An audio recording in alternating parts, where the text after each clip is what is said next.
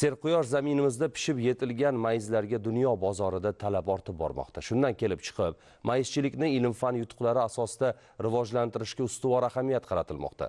Samarqandda ilk bor viloyat hokimligi hamda Xalq banki hamkorligida o'tkazilgan mayiz sayli sohani xalqaro tajribalar asosida yanada rivojlantirish masalalariga bag'ishlandi. Xabaringiz borki, respublikamizda mayizchilik sohasini tuzilmaviy asosda rivojlantirish maqsadida Qo'shrabot tumani bazaviy tuman sifatida belgilangan. Buning uchun Qo'shrabot Agrostar mas'uliyati cheklangan jamiyati tashkil etilgan. Qo'shrabot Agrostar mas'uliyati cheklangan jamiyati tomonidan bugungi kunda xalqaro tajribalar o'rganilib, fermer, dehqon xo'jaliklari, bog'bon va tadbirkorlar uchun o'quvlar, seminarlar tashkil etilmoqda. Qo'shrabot Agrostar kompaniyasining vakillari, Xalq bankining vakillari va eng muhimi mana shu Qo'shrabotdan, Ishtixondan dehqonlarning joriy yil sentyabr oyida Turkiyaga texnik safari tashkil etildi. Mayizni yetishtirishni tuproqdan boshlab eksportgacha bo'lgan jarayon zanjirda ishtirok etuvchi tajribasi o'rganildi. Kelgusida memorandumlar, shartnomalar asosida mayizlarni xalqaro bozorga olib chiqish bo'yicha loyihalar amalga oshiriladi. Asosiy maqsadi O'zbekistonning uzumchilik va mayiz yetishtirishdagi yutuqlarini keng ommaga tanishtirish, mahalliy mahsulotlarning xalqaro bozorga chiqishini qo'llab-quvvatlash, sohani rivojlantirishga zamonaviy tajribalarni olib kirishga qaratilgan saylda bog'bon va tadbirkorlar, uzum yetishtiruvchilar va eksport qiluvchilar hamda xalqaro ekspertlar ishtirok etdi.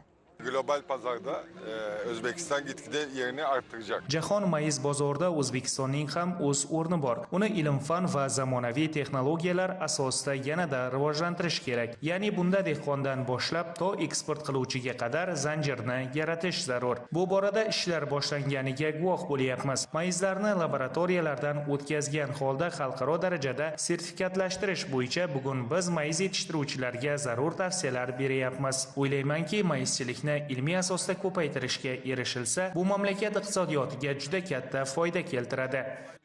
Mayiz sayli davomida mayiz turlari bo'yicha ko'rgazmali mahsulotlar namoyish etilib, mayizni qayta ishlash va qadoqlash usullari yuzasidan taqdimotlar o'tkazildi. Fikrime baktığımda sizin O'zbekiston, xususan Samarqand mayiz yetishtirish borasida katta imkoniyatga ega hudud. Mahalliy iqlim hamda geografik sharoit mayiz yetishtirish uchun juda qulay. Bu jihatdan O'zbekiston, Turkiya va Eron kabi mayiz yetishtirish va uni eksport qilishdagi yuqori salohiyatga ega bo'lgan davlatlar qatoriga kirishi mumkin.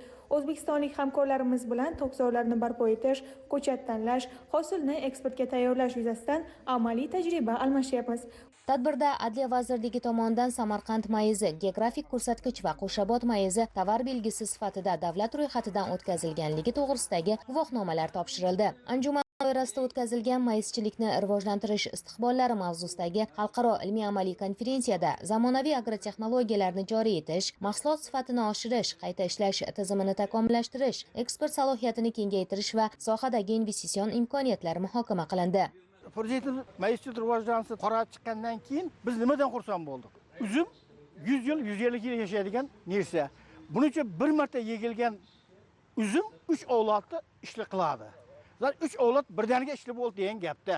Eksportda olsan bizlarda hozir Xitoy, Eron, Turkiya, ko'proq Rossiya eksport qilyapti. Kompaniya ahamiyati katta. Ko'p narsani xalqimiz tushunyapti. Mayiz saylida turli nominatsiyalar bo'yicha o'tkazilgan tanlov g'oliblari munosib taqdirlandi.